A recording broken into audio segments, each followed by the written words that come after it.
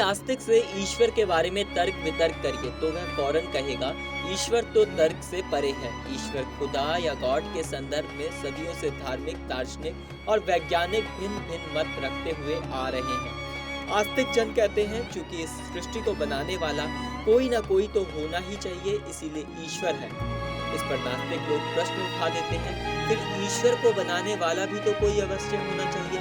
गालिब ने कहा है, यूं तो मालूम है जन्नत की हकीकत, लेकिन दिल के बहलाने को गालिब ये ख्याल अच्छा है। जहाँ तक हमारी बुद्धि काम करती है, हम किसी घटना के कारणों को मालूम कर लेते हैं, उसी के आगे ईश्वर की माया भी शुरू हो जाती है। संसार में होने वाले समस्त कार्य ईश्वर की मर्जी से संपन्न होते हैं और होते आ रहे हैं। दुनिया भर में असंख्य लोग आंख बंद करके जिस पर विश्वास करते हैं वह है ईश्वर। आज तक ईश्वर को किसी ने नहीं देखा, केवल उसके स्वरूप की अनेक कल्पना की गई है। ईश्वरीय सत्ता पर मानव के अगाध विश्वास का आधार है ईश्वर की अपार शक्ति, जिसके माध्यम से सब कुछ संभव है।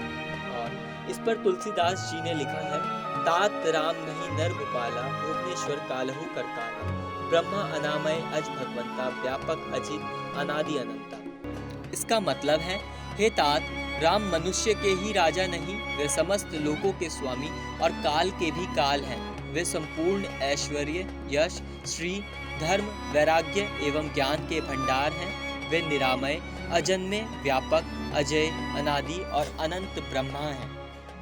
आत्मा और परमात्मा को समझाने के लिए अक्सर लोग दोनों की तुलना लोटे के जल और समुद्र के जल से करते हैं। लोटे और समुद्र के जल में मात्रा का चाहे जो भी फर्क हो, पर तत्व की दृष्टि से दोनों एक ही हैं। दोनों में हाइड्रोजन और ऑक्सीजन के एक निश्चित अनुपात में मिश्रण है, इसीलिए दोनों के गुण धर्म भी एक है। शास्त्रों में मृत्यु के बाद आत्मा द्वारा ही नया शरीर धारण करने का उल्लेख किया गया है।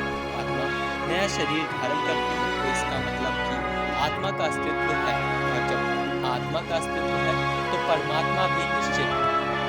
फिलहाल ये जानकारी आपको कैसी लगी, इस पर आपकी क्या राय है, कृपया कमेंट बॉक्स में जरूर बताएं। मेरा नाम प्रवीण उपाध्याय है, आप देख रहे हैं नेक्स्ट 9 स्पिरिचुअल।